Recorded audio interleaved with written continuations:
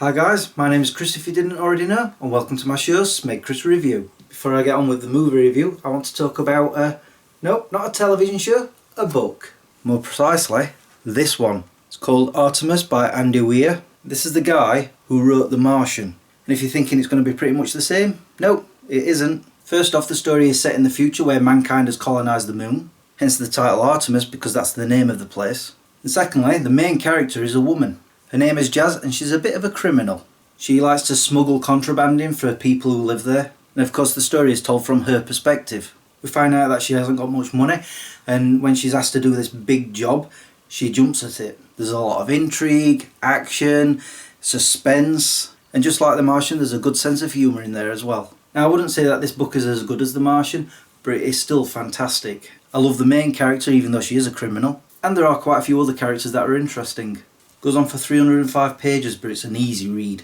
Honestly, I got through this really quickly. It's definitely a page turner. There is a lot of technical jargon, but it's explained wonderfully. I totally recommend this story, whether you're a fan of The Martian or not. And now on to my movie review of Wonder Woman 1984. And the only reason I got around to watching it is because I've now got it on Blu-ray. It was a birthday present. So what did I think of Wonder Woman 1984? Well, I've got mixed feelings. For starters, the opening sequence where we see a young Diana compete in these games was absolutely brilliant. After I'd watched the film, I decided to watch all the behind the scenes stuff, and it turns out that the girl who played young Diana did all of her own stunts. Every single one of them. That's awesome. So after all of that, we are moved forward to 1984, and I could only think of one thing. Why? Why 1984? I didn't really get it. And what I didn't like about the whole thing of 1984 was everything was way too colourful. I remember 1984. It wasn't that colourful. Of course we saw people with big hair, tracksuits, yo-yos, but still, why 1984? I just didn't understand that bit. And I have to admit that the introduction of Wonder Woman in this film, where you see little bits of her, you know, like a bracelet or a breastplate or a lasso, was a little cheesy. Then when we got to a shopping mall, we got to see her in action properly. It was great seeing her jumping around, flipping all over the place, jumping over balconies, rescuing people. But two things bothered me about it. In the original Wonder Woman, she went up against a whole battalion of soldiers, kicked the crap out of them. Easily.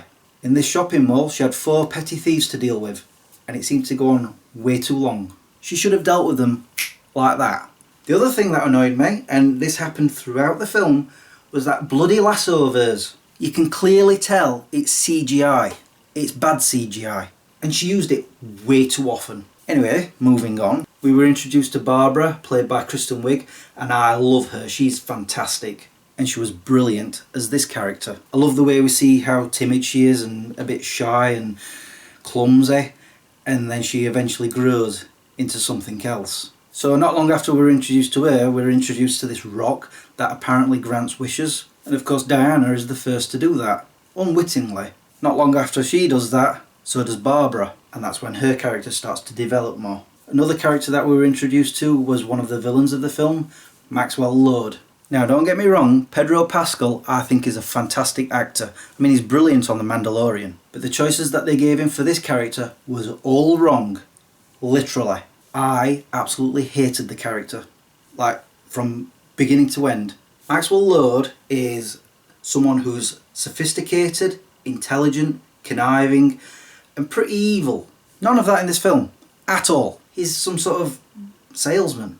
What was that all about? And that's one of the reasons why I hated this character, because he's not the Maxwell Lord that I know in the comic books. I know film adaptations like to change the characters, but this one has done a complete 180. Might as well have been a good guy. But I'm not going to keep going on about it, otherwise I'm just going to keep going on and on and on. Then we get to the part where Diana's wish comes true. She wanted Steve Trevor back, and sure enough he comes back. But the way they did it, imagine this as an egg. He came back in another person's body, but Diana could see him as himself. And all I could think was, why?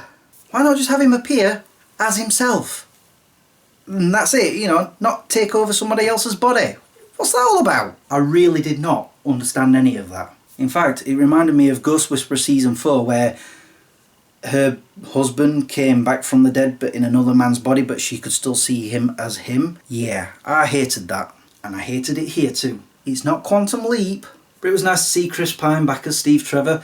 He was wonderful, although he didn't really have much to do. So the story starts progressing where Max Lord gets his hand on this rock and he makes the power of it inside himself. That sort of elevated the character just a tiny little bit for me.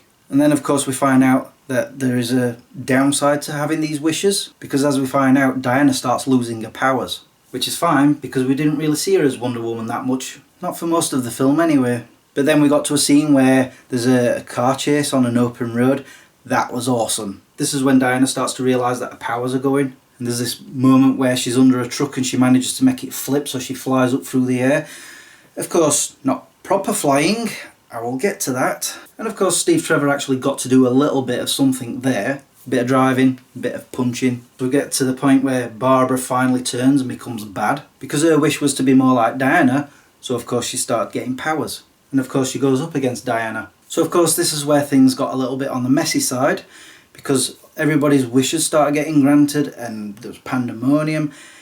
And I just thought, yeah, this is a little over the top now. In fact, my mind was just kept going back to the original Wonder Woman and how great that was. But then it's the final act of the movie that things turn around. Diana finally rescinds her wish, Steve Trevor disappears, and Wonder Woman gets her powers back, and things kick off. So one of the things that really annoyed me about Wonder Woman and Justice League and Batman v Superman was that Wonder Woman never seemed to properly fly. Yeah, in Wonder Woman she did float up, but some big thing was happening. And we never even actually saw her fly in Batman v Superman. She did a lot of jumping, but that was it. And all that time I've been saying, why is she not flying? She does it in the comic books just as much as Superman does. Although I did notice in Zack Snyder's Justice League, she did actually do a bit of flying there. So all throughout this film, I was like, why is she not flying? Why is she using a lasso to flip her places? Just fly! And thankfully, once she started getting her powers back, she started to learn that she could do it.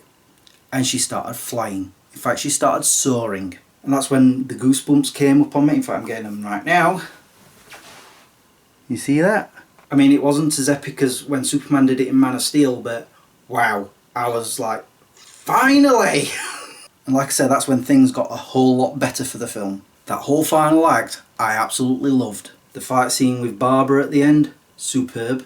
And I did expect some sort of big battle at the end with Max Lord, but they decided to go with the power of words, and it worked so much better. So I was ultimately happy with the film at the end, just the build up towards it was not that great. I have to mention Hans Zimmer's music. Normally it's epic, it's grand, none of that in this one. I don't know why. In fact, I heard some music playing that I'm pretty sure I heard in Batman v Superman. So whether or not it was actually the producers who stole that music and put it in this one, I don't know. They do that sometimes. But I have to say the direction by Patty Jenkins was spot on. Not a wasted camera angle. Although I can't say the same about the editing, because sometimes you're behind someone's head as they're talking to somebody else, and then when you see the flip side, their arms are in different places. That needed a little bit more work. In fact, I think the whole film needed a bit more work. Because I give Wonder Woman 1984 I feel like they should have spent a bit more time on it and filmed it a bit later on so that they could develop that story a bit more. Overall, I did like it. It's just nowhere near as good as the first one. And that's it for this episode. It's now time for me to go. All that's left for me to say is thank you for watching and subscribing if you have, and liking this video if you did. Until the next time, peace out. That what I was saying, where I felt like Hans Zimmer's music had been ripped out of Batman v Superman and put into this one. Movie producers have definitely done that before. For example, Die Hard. Right at the end of the film we find out that one of the bad guys is still alive and is about to shoot John McClane, and Powell comes jumping out and shoots him. That music is from Aliens. Both from 20th Century Fox, but still they stole from Aliens and put it in Die Hard. In fact, there's one worse. The Jackie Chan film Police Story 3, all of that music in that film is from Batman. I kid you not. Danny Elfman's score is all throughout that film. I remember I was like maybe 10 minutes into it and I'm like, this is Danny Elfman's music. By the end of it I was going, naughty naughty. But because it's Hans Zimmer who's took his own music and put it in this other film, I'll forgive him. But only this one time.